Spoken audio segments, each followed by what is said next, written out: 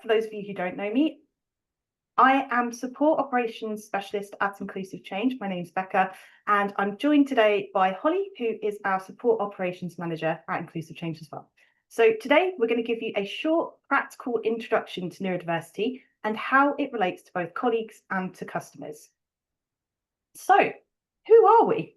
We are Inclusive Change, and we are on a mission to build the future of work with neurodiversity in mind. So we offer training, we offer mentoring and support to neurodivergent individuals. If you'd like to have a chat with us about that afterwards, you're welcome to drop a message in the chat or scan the QR code here as well.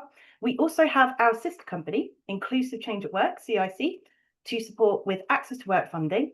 Any questions about that, please do pop a message in the chat as we go as well. So before we begin, I'd like you to think about what that word neurodiversity means to you. Write your answers in the chat. Becca, sorry to stop you for a moment, but you haven't got any slides showing. Oh, have I not? Okay, right, cool. Let's just escape and try that again. If you share the slides and then people can follow along. Thank you. Yeah, sure, no problem. Can everybody see my screen now? Are the slides showing? Might work. You can't see anything in the chat. Okay, right, hang on a minute. Let's go back. What I'll do is I will start again.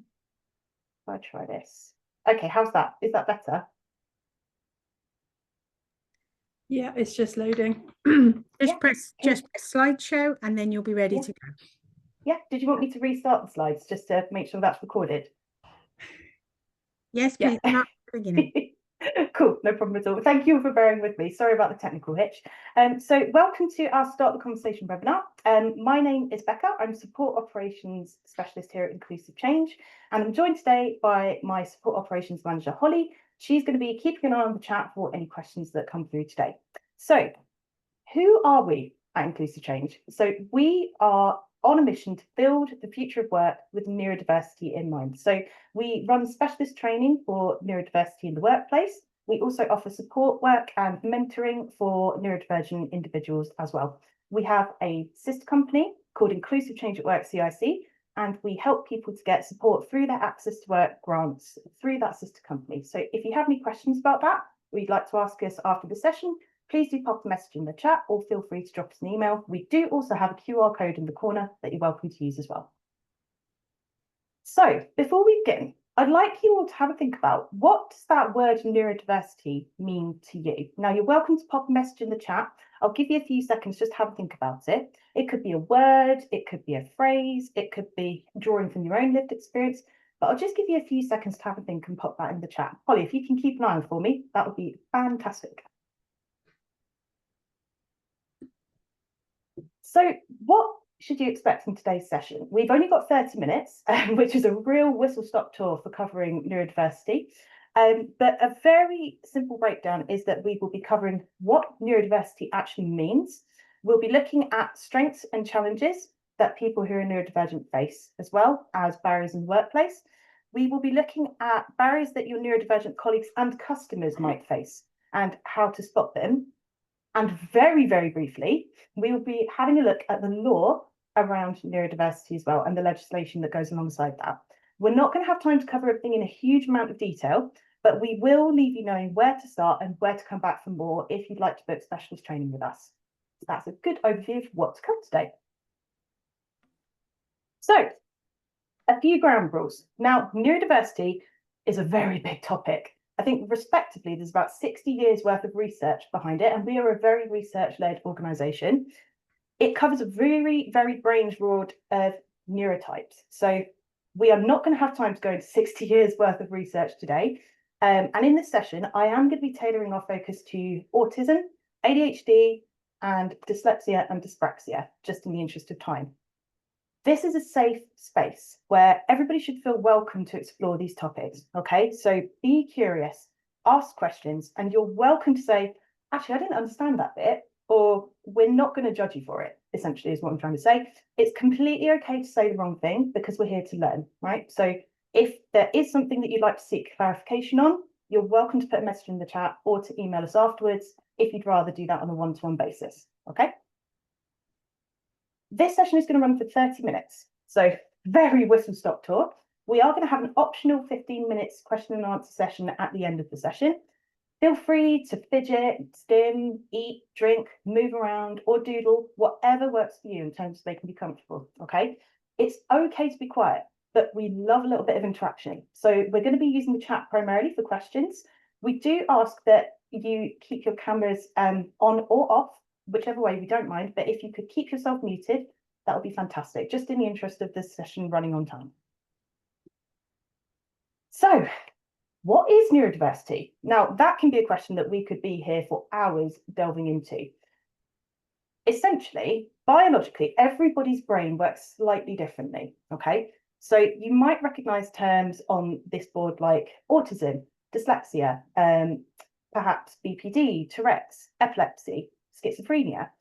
Essentially, neurodiversity is it refers to a physiological difference in the brain. So if you have a look at some of the conditions on this chart, they're all affected by how the brain is physically made up. And that's the really key difference. So somebody who's neurodivergent, their brain is biologically different to somebody who's neurotypical in very broad terms, okay? So that's the key thing to recognize. Now, you might recognize some of the words coming up on this page that I'm about to go through. So neurodivergent, ADHD, that's an example of what we call identity-first language. I am somebody with lived experience of ADHD, and personally, I prefer to be called an ADHDer because it centers my ADHD as part of who I am. Autistic, you've probably heard of that word before. That is an example of identity-first language. Neurospicy, that again, that's probably a term that's more relevant to maybe like the younger generation. You know, they put it on social media and things like that. ADHD is a relatively new one. For those of you who don't know, that refers to somebody who is autistic and ADHD combined. So both of those two terms encompassed together. A lot more people are being diagnosed with those dual diagnoses. Neurodivergence. So neurodivergence is when somebody diverges from the norm in that sense. You might have heard that before. Dys something, because there are a lot of different neurodiversities that start with dys, but the key one you've probably heard of is dyslexia. There's also dyscalculia, which is it's dyslexia, but with maths and numbers. It's something I have lived experience of too. And then neurotypical. Now, what even is neurotypical these days? You know, I would personally argue that none of us are neurotypical. I think that everybody is slightly different in a good way, right? So there might be some words in there you've heard before. Feel free to pop them in the chat if you have. If there's any words that you personally relate to that are neurodiverse related, you're welcome to pop those in the chat as well. Now, it wouldn't be a training session without a quick game. So we have got a little quiz that we'd like to go through with for perhaps 60 seconds. So we call this, who do you know and what do they have in common? So feel free to pop names in the chat of anybody that you recognise and what neurodiversity do they have? Holly, are you happy to keep an eye on the chat? Can you see anything coming through? Nothing yet. Ooh. There will be some bonus points for anybody that can get the lady who has got fruit all around her head. I thought it was planets, just full disclosure, when we first started doing this training. So we've got one answer. We've got Chris Packham. Yep. Fantastic. Elon Musk. Elon Musk. Jamie Oliver. Yeah. Richard Branson. Got somebody saying that Richard Branson was diagnosed with dyslexia and he acknowledges he might also have ADHD and dyspraxia too. And from the Chase. And from the Chase. Yep. And if you press the button, there might be more photos, Becca, as well. Yeah, sure. Oh, yeah. One more person. Just press that. Thank you for bearing with me, everybody. Daniel Radcliffe. Michael Phelps. Yeah, 100%. Perfect. Lots of lovely answers in there.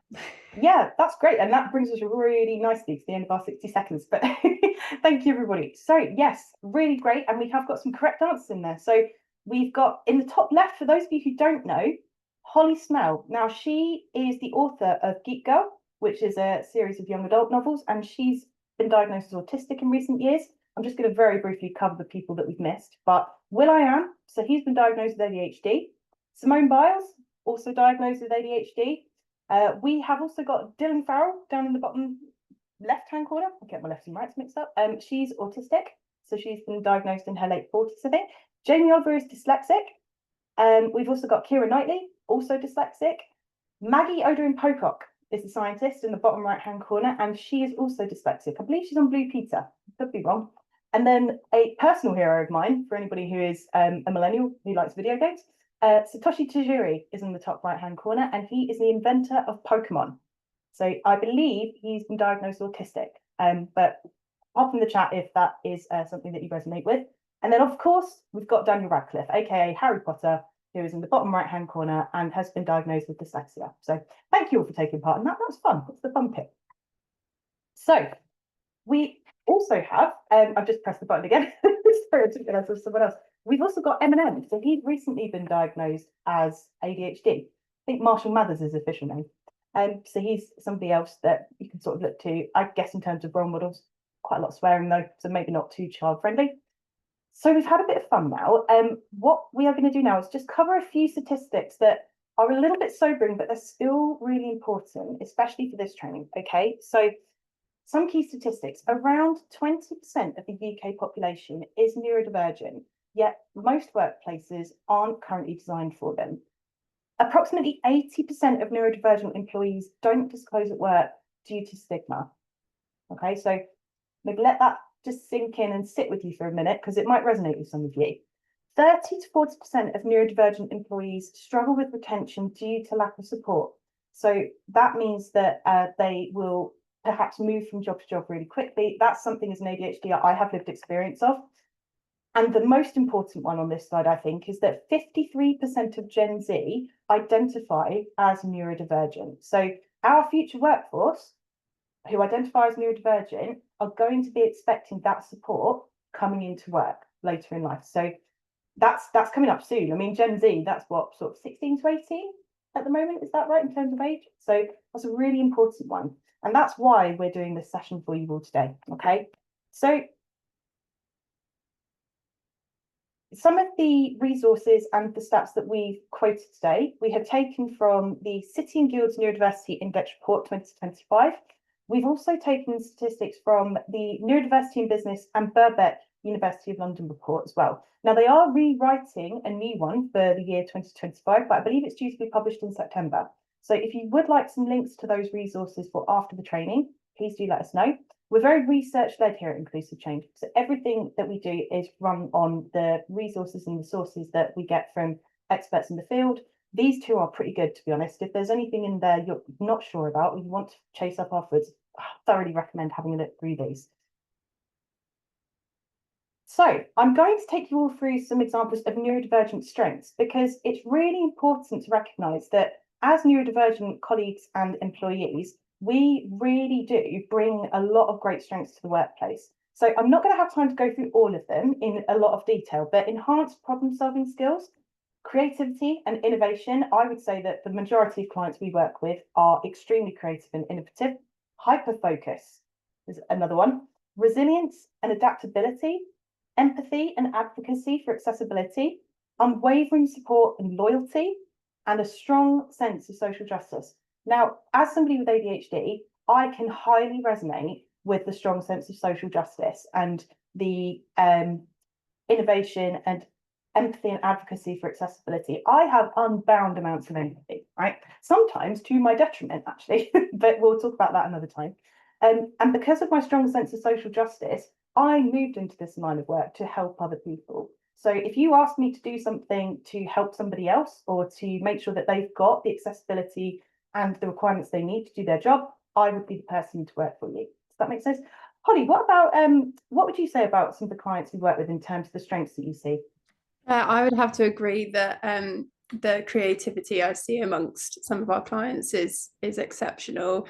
And although there might be issues with being able to initiate a task or stay focused necessarily, once these people are in the zone and they're really feeling what they're doing, the quality and quantity of work they can produce in a short period of time is exceptional. 100%. Thank you for that. And just to touch on what Holly said, we do, like any employee does, face challenges in the workplace as well. So looking after our mental health, concentration, that can be something that I can draw lived experience from. Concentration is really hard for me in long concentrated bursts. Use the word concentration twice, but I need short breaks in between my work so that I can keep up that same level as someone who's neurotypical would, concentration-wise.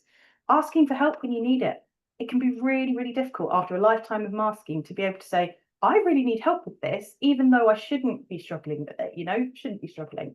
Looking after yourself physically, remembering that you are allowed to get up and go for a walk or go and make yourself something to eat, have a drink, those kinds of things. Managing boundaries at work. This is probably one of the most common ones that we see working with the neurodivergent clients that we do. Working memory. So we don't necessarily have a problem with working memory. It's free recall in the ADHD world, which is encoding the information. So if someone tells us something that's not within our circle of interest, we really struggle to maintain that. I think on average, it takes a year longer to ingrain that information. And numeracy. Now, I have dyscalculia, so I always have struggled with maths, with numbers, with any kind of money management. I don't know if anybody will resonate with this, but I remember my school's cry of maths will be relevant in any career you choose, and it has followed me everywhere. Holly, what would you say about the challenges that we experience with clients that we speak to? I think it's important to remember that these challenges are experienced, but that doesn't mean that they're not challenges that can't be overcome. I know 100%. Working with you and working with our clients, watching individuals be able to overcome these challenges described, the work that they can produce afterwards is brilliant. So they're not challenges that can't be overcome, that's for sure. Yeah, absolutely. And that's the reason we run this training, is because actually somebody might be struggling because they need the right support, not because they need generic support. They need the right support for them and their brain. Mm-hmm. So what? So what does that mean for you and your organisation? For everybody who's watching at the moment, are there things in there that resonated with you? Is there anything there that you recognise? Now, in the interest of time, if you want to pop your answers in the chat, we can come back to them a little bit later. But have a think, if you want to have a sit and think about what we've spoken about. We're going to go on to have a look at ways that you can support your clients and customers and colleagues in a way that's practical and immediately something you can take away from today's session. So we're going to start by having a look at the social model of disability. This is probably one of the core pillars of, I would say, our values at Inclusive Change, and one of the ways that we work, not just internally, but with our clients as well. So if you haven't heard of the term social model of disability, that's completely fine. As we said, it's okay to not know things. But the key sentence here is that society creates barriers. So the medical model of disability is when you go to your GP, get a diagnosis, and they focus on the disability within the person. The social model of disability is that actually you're not disabled as a person, society is what disables you. So that's probably a very broad overview, easy explanation of that. It doesn't matter what your disability is. If our environment, attitudes, or policies block people from getting the support they need, that is what we need to fix, okay? So looking at environment, ask yourself, are meeting locations and formats accessible for your neurodivergent colleagues? Are we able to monitor multiple channels at once in terms of communication? Can sensory factors like light or noise or layout exclude people from participating in work activities? Small tweaks here often have a really, really big impact. And that's one thing I'd like to really stress, is that it doesn't have to be a high cost, high, enforceable solution. It can be as simple as putting someone at a different desk in their office. It made a huge difference for me personally. Attitudes or attitudinal barriers, okay? So is our language clear and inclusive? Do we unknowingly stereotype or overlook neurodivergent colleagues? Could marketing and customer communications alienate some audiences? So if your language on your website is particularly wordy, that for somebody who has ADHD or is autistic could be really quite difficult for them to process because of processing delay. Awareness always leads to better inclusion. So something to think about there as well. And lastly, your organisation. So policies and procedures is what that translates to in very rough terms. Do you have a neurodiversity policy at your organisation? Very few do, so please don't feel called out. Are your values and processes genuinely inclusive? Do you seek feedback from neurodivergent colleagues? Do you seek feedback from disabled colleagues who might experience similar barriers? Could recruitment or performance review steps disadvantage neurodivergent people? So an example here is, when you invite someone to interview, do you give them the questions in advance of the interview? And if not, could that be something that could be something you employ in the future? How often do you seek feedback from neurodivergent and disabled colleagues, and how accessible is it to implement that straight afterwards? And do you have, this is probably the important one that Lucy and I talk about, do you have a neurodiversity network set up internally that people can come and speak to each other about? Because starting the conversation often starts with sharing our experience. And there will be people who are more open to that than others, but that is one of the biggest changes that we have seen organisations make that can make an immediate impact on the work that you do. So what barriers do you recognise today that we've spoken about? You're welcome to pop them in the chat. You're welcome to keep them to yourself if you prefer to, because we understand that these training sessions can bring up a lot of thoughts and feelings for people, especially if there's lived experience you're drawing on yourself. But I'd encourage you all to have a think today about what things you're currently doing and what things could be made better by looking at that social model of disability as a way forward. If you resonate with any of these slides, we do offer a free neurodiversity audit through Inclusive Change that assesses these parameters. All right. So if you're thinking, oh, actually, this could be really useful for me, maybe we could get some tailored training or something in terms of expertise from Lucy at Inclusive Change. So our neurodiversity audit would be a great place to start. It's 11 questions and it's about 2 minutes long to complete, and you'll get a tailored plan from us with expert support for your organisation specifically. The QR code is on the screen, and we'll share the links in the chat if you'd like to take advantage of this. So please do have a look at that if that could be of use to you. Okay, so we've covered barriers, we've covered strengths, we've covered challenges. We're now going to very briefly touch on legislation. Now, a key thing here to highlight is that we are not legal experts. Okay, so what we will do is we are going to highlight key points of UK law that could help you. So the big one is the Equality Act 2010. You could also consider health and safety, but that's another session in itself. So we're going to focus on the Equality Act today. So we talked about the environment, about doing things because, you know, you're amazing people and we love that, right? We want people to have the help they need. But there is legislation. There's a bit of a stick as well as a carrot when it comes to supporting neurodivergent people in the workplace. The one big thing we focus on is the Equality Act 2010. So Section 6 defines disability as a physical or mental impairment that has a substantial and long-term adverse effect on a person's ability to carry out day-to-day activities, normal day-to-day activities. Now, we could be here for 2 hours just picking that apart. What's normal? What's substantial? And what's long-term? A broken arm that gets fixed in 3 months won't count, but something like somebody being neurodivergent who may not identify as disabled, conditions can meet that definition. Another important part of the Equality Act is Section 20. So this says that employers have a duty to make reasonable adjustments so that disabled people aren't substantially disadvantaged compared to other people who are neurotypical. So that duty applies to workers and job applicants alike.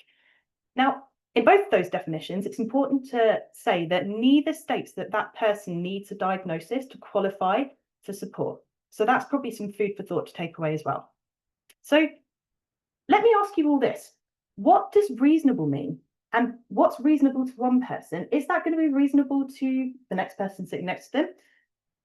Bit of a spoiler alert coming up, but there is no single definition of reasonable adjustment. It depends on the context and it depends on a few key factors. So will the adjustment actually remove the disadvantage for that person? What about health and safety? Health and safety will always trump the Equality Act. And we have worked with places that require a very high level of health and safety being implemented in their workplace just due to the nature of the work they do. Is it practicable to make that adjustment? What's the cost? And what are the organisation's resources to implement that as well? And would it cause any disruption to the business or to the team? Would, you know, building an entirely new office block probably wouldn't be a reasonable adjustment in that sense. And if it goes beyond what's reasonable for an employer, there is a grant called Access to Work, which we are going to come to in a little while. But if it is something that is over and beyond what's considered reasonable and it doesn't clash with health and safety, that's where you can look at Access to Work as an option. So we've got a free webinar on it, and you can download it using the QR code on the screen or visit our website to find the replay. It gives you everything you need to get started, what it covers, how to apply, and what to expect as well. We do have some shorter versions available, 2 or 3 minutes if you're just skimming, and one longer version if you want to properly understand funding as well. So I'm just going to really triple check the time, but I believe that concludes today's session. So thank you all so much for joining us today. We have allowed 15 minutes for a Q&A if you have time to stay on. And if you'd like to book bespoke training with us or request policies or discuss a full audit with us, you're welcome to either drop us an email at inquiries@inclusivechange, visit our website for training, or scan the QR code that will be at the end of this presentation. Here we go. We do also have a free ebook if you'd like to take that away as well.